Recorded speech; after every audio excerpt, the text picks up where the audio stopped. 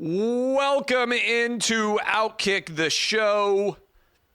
I mean, look, I don't even know what to say sometimes on a day-to-day basis with all the chaos that we're in the middle of. I encourage you to watch yesterday's live reaction show right after Joe Biden dropped out. But we have got a ton of bonkers stories to work through here today as the 24 hours after Biden's dropout continues. Let's start here. Where in the world is Joe Biden?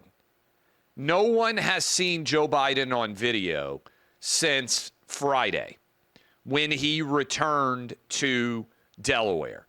Nothing Saturday, nothing Sunday, nothing on Monday.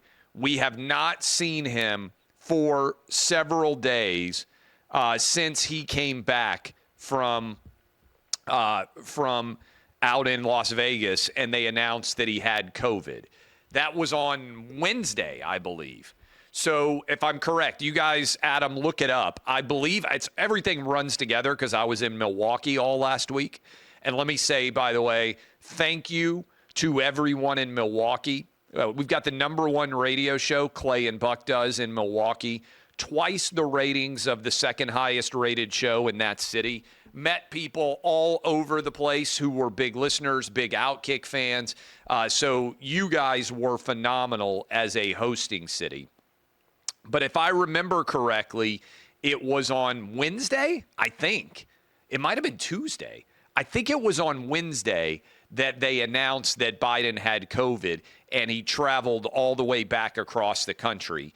Was not public on Thursday, not public on Friday, not public on Saturday, not public on Sunday, and it is now Monday, and we have not seen anything from Joe Biden. I believe the last we saw of him was the tortured attempt to go up the stairs and come down the stairs on Wednesday, because if I remember correctly, some on the left-wing media were complaining that Biden wasn't wearing a mask. So I believe I am correct that we now have not seen Joe Biden in 5 days.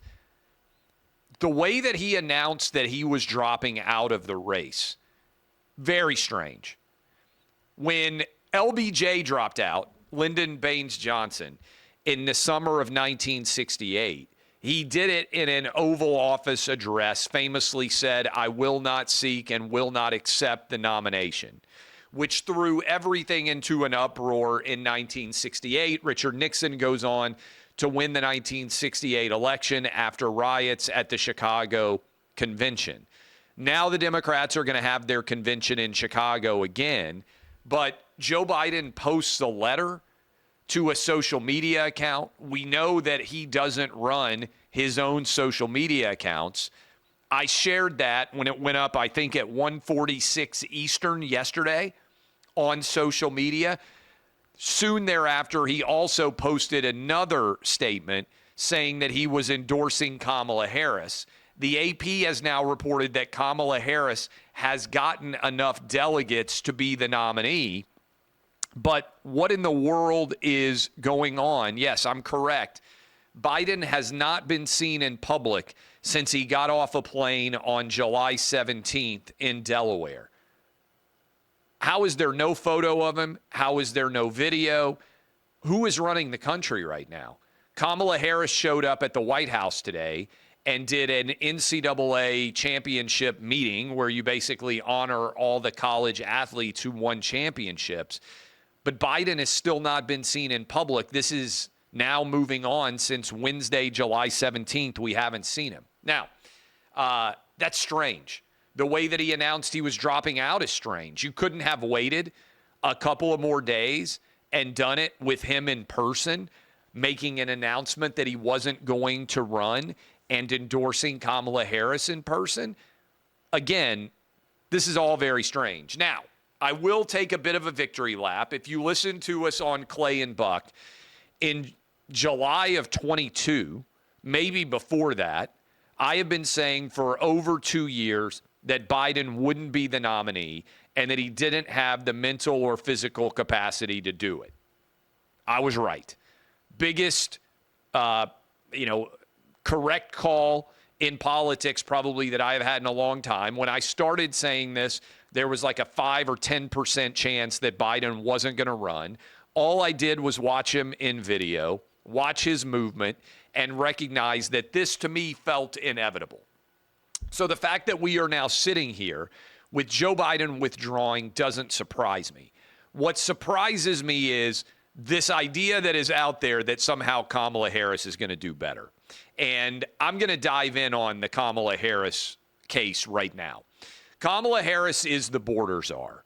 The border is a bigger failure than it has ever been at any point in any of our lives. Kamala Harris has to own that. Inflation skyrockets. Kamala Harris is responsible for it. War in Ukraine, Kamala Harris. War in the Middle East, Kamala Harris. The idea that you would pull Joe Biden, a guy who actually won a lot of votes in 2020, and replace him with a DEI candidate who has failed her entire career is stunning to me.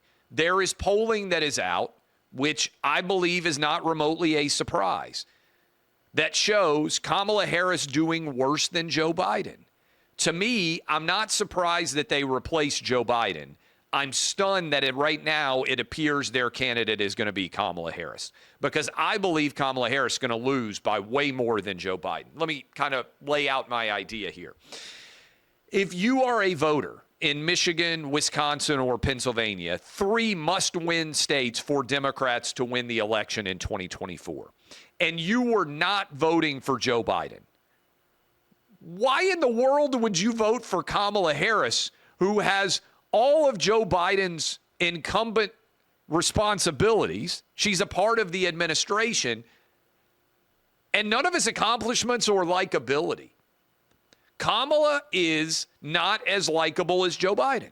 They managed to sell Joe Biden as an avuncular, grandfatherly figure. Now, of course, he doesn't acknowledge one of his grandchildren, and his kids are total screw-ups, the ones that are still alive, Hunter Biden and Ashley Biden. But they managed to try to make it seem like, oh, Joe Biden's a super likable guy, Scranton Joe. And that worked enough to drag him across the finish line in what I called the Weekend at Bernie's 1 candidacy, where they hit him down in the basement. They finally decided it wouldn't work as Weekend at Bernie's 2. They killed the sequel. But how in the world is it the case that they think Kamala Harris is going to do better? There's a poll out right now from Forbes and Harris that shows Kamala losing by 8 to 10 points against Trump. If you're an old Midwestern white voter, are you going to be more inclined to vote for Kamala Harris, a cackling, not particularly successful DEI appointee? Look, Kamala did not get married until she's 50.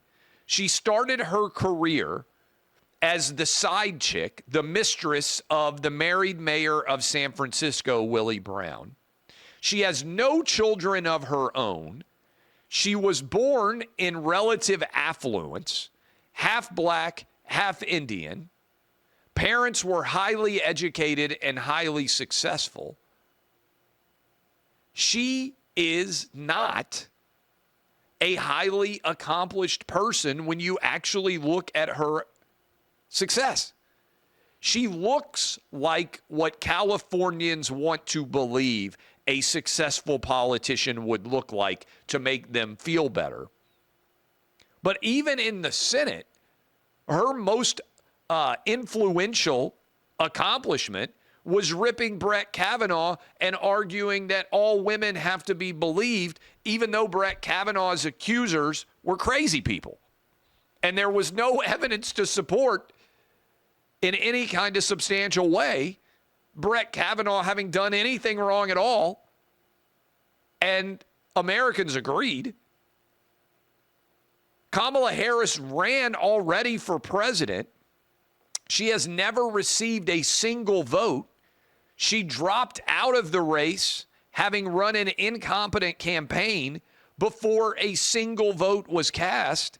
The only memorable moment of her tenure during that campaign was when she called Joe Biden racist and said that he didn't deserve the nomination as a result of him being racist.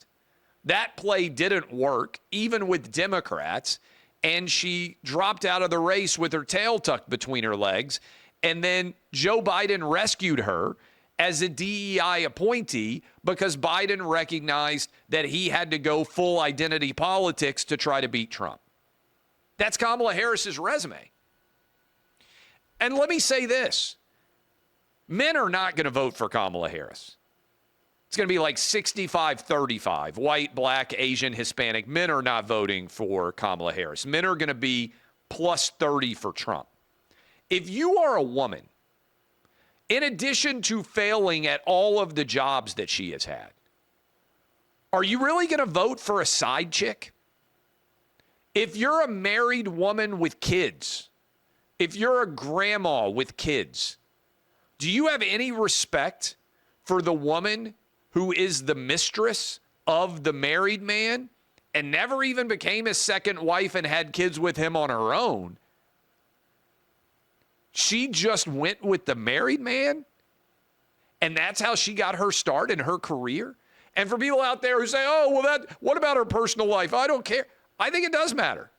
We've just had 8 years of being told that whether Trump slept with a porn star 20 years ago went to the essence of his character and whether you could trust him to be president of the United States, even though that whole story has nothing to do with his political past at all.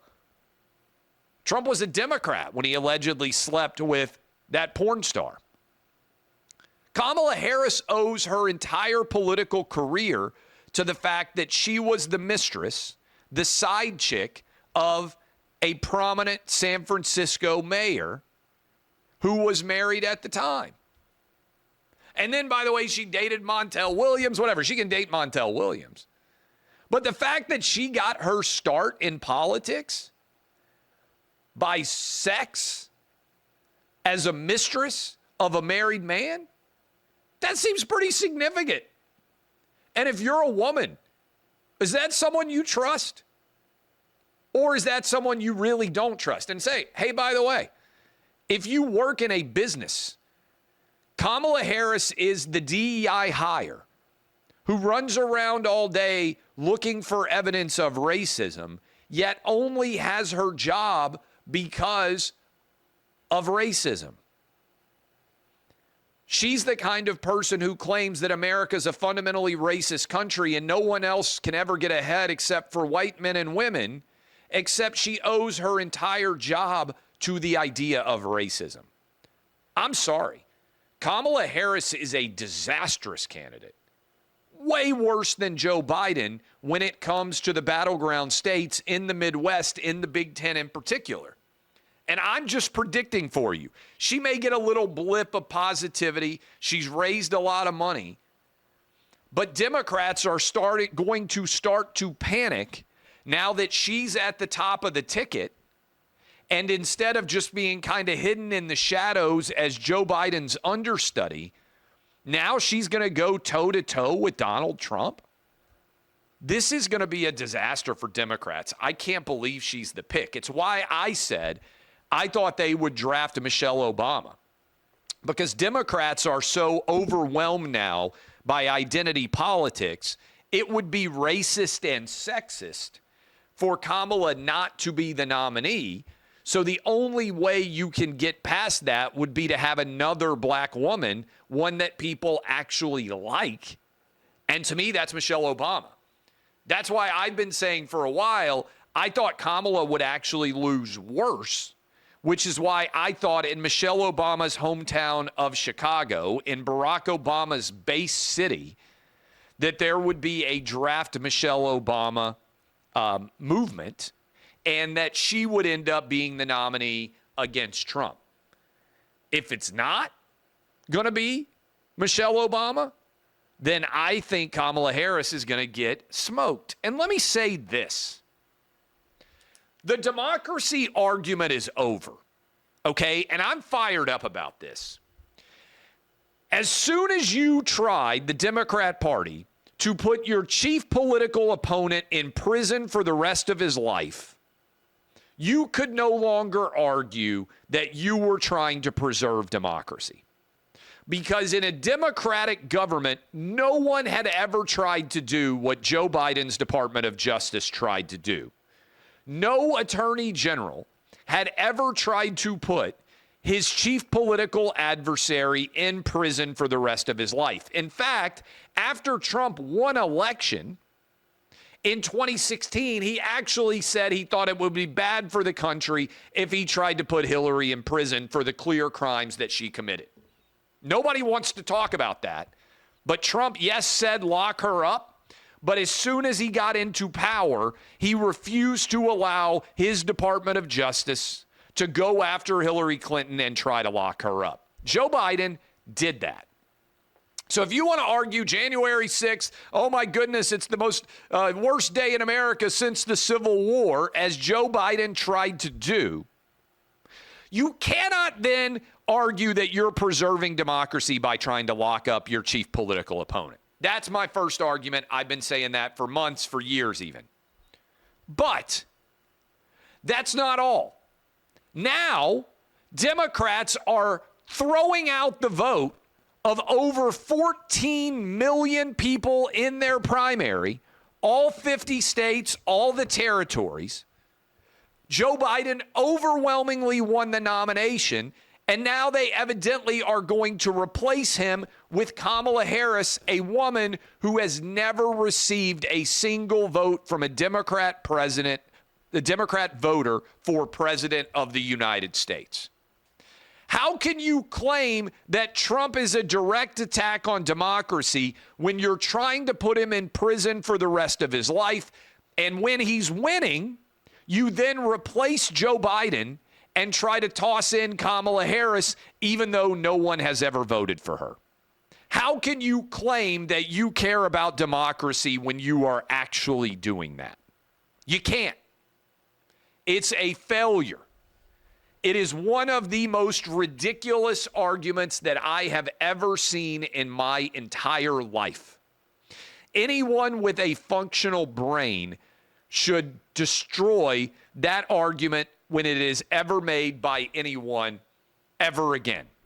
You're trying to put your chief political opponent in prison for the rest of his life, and you just elevated a woman who has never received a vote, invalidating in the process over 14 million actual primary voters from being able to pick after rigging the DNC so that no one would actually challenge Biden.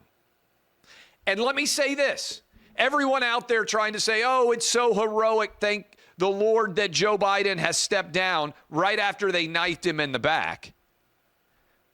Biden, if he truly had cared about the country, would have stepped down and allowed everybody to run in the primaries in 2024 so Democrats could have an actual battle and pick the best possible nominee. Instead, he rigged the primary process, started it with South Carolina, ensured that nobody really challenged him other than Minnesota Congressman Dean Phillips, who nobody even knew who he was, although to his credit, he said the truth when no one else would in the Democrat Party, which was Joe Biden was not mentally and physically capable of being president of the United States. If Biden had stepped down, meaning not running, not left office, then I would actually agree. You know what? I disagree with a lot of the things that Biden implemented. I think he's the worst president of my life. But if he had done that, at least he would have allowed the democratic process to flourish and Democrats to actually vote on who their nominee would be. And by the way, I don't think it would have been Kamala Harris. I think Kamala Harris would have lost to someone else, just like she did in 2020, because Democrats, by and large, do not like Kamala Harris either, which is why I think we are trending towards an absolute beatdown coming right now. And again, the data reflects that Kamala Harris is not right now in a very prominent position in terms of being the nominee. So that is all going on. And by the way, if you thought that Joe Biden somehow stepping down was a shock to the overall marketplace. Today, the S&P 500 is up and the Dow is up as well. Meaning, usually, for those of you out there who are not regular watchers of the stock market, usually the stock market reacts very negatively to any unexpected news. Here, what the stock market is basically saying is, yeah, we knew this was coming. We're not even going to react to it. In fact, the stock market overall is up, I think, as a direct result of this not being particularly surprising. Now, absolute latest as I am speaking with all of you, gambling odds here, too. There has been minimal movement at best in the presidential election odds. Effectively, Trump going up against Kamala, he's a big favorite. He was a big favorite against Joe Biden as well. It's going to be Trump about 66% chance, 2 out of 3 in the gambling markets as we speak. Also, and I think this is interesting, Trump is favored to win both the presidency and the popular vote in this election right now, as he was favored to do against Biden. And I think that's worth contemplating as well. So stock market doesn't react, suggesting they expected it. Gambling markets don't really move very much, even though we still have not seen Joe Biden. In fact, we have no idea where in the world this guy is for the past 5 days. Additionally, hearings today with the director of the Secret Service, this woman Cheadle. The fact that she still has a job and hasn't been fired is inexcusable. All of the details coming out now. I give credit in the House for this hearings, whether you're AOC, Ro Khanna, Nancy Mace, Jim Jordan, across the political spectrum, Democrats and Republicans have teed off on this Secret Service director for an indefensible failure. I've said this for some time. We shouldn't hold high school football coaches in Texas to a higher standard of job performance than we do the director of the Secret Service. We are all insanely fortunate that Donald Trump is still alive. They came within less than an inch, the Secret Service did, of failing at their job to such an extent that Trump's head would have been blown off on television live in HD. That's how much they failed. The fact that Joe Biden won't fire this woman and the fact that she hasn't had the decency to resign is, in my opinion, an epic failure across the entire political spectrum. Whether it was a Republican, a Democrat, or an independent who was running for president, for this guy to be able to take that shot from on top of a building is utterly inexcusable. We cannot allow the person who allowed that to occur to remain in her job. It is a failure of epic magnitude, regardless of what your political persuasion is.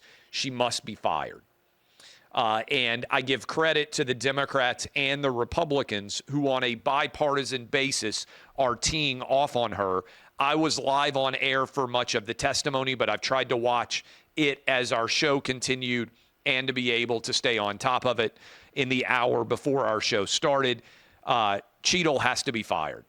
And if she had any sense of decency at all, she would resign as well. All right. So many stories going on out there. I said to you yesterday that there were two main questions in the wake of Biden saying he wouldn't run in 2024 that needed to be answered. One, is there going to be a contested convention? It appears the answer is no. Democrats are just going to all line up behind Kamala Harris. That appears to be the answer of question one. Question two, still a very important one. Will Joe Biden be able to finish his term? Where is he? Why have we not seen him for 5 days? Is he actually going to even survive and be able to fill out the rest of his term? Those are all very unfortunate questions, but that is the world in which we find ourselves now. It has been 25 days since the debate on June 27th. Pure chaos every day since. I don't know what's next, but I know that we are living through an era that will be among the most compelling history study terms in the United States 50 or 100 years from now. I believe Trump is going to win. I think he's going to win the popular vote, not only the Electoral College. And I believe that Kamala Harris is going to do worse than Biden would have done. I've been telling you for years, Biden didn't have the mental or physical capacity to be president. Suddenly on June 27th, everybody ends up agreeing with me. If Kamala Harris is the nominee, I think she's going to lose, and I don't think it's going to be particularly close. We'll break down more of that tomorrow. Thanks for listening. Thanks for watching. DBAP unless you need to SBAP. I am Clay Travis, and this has been OutKick, the show.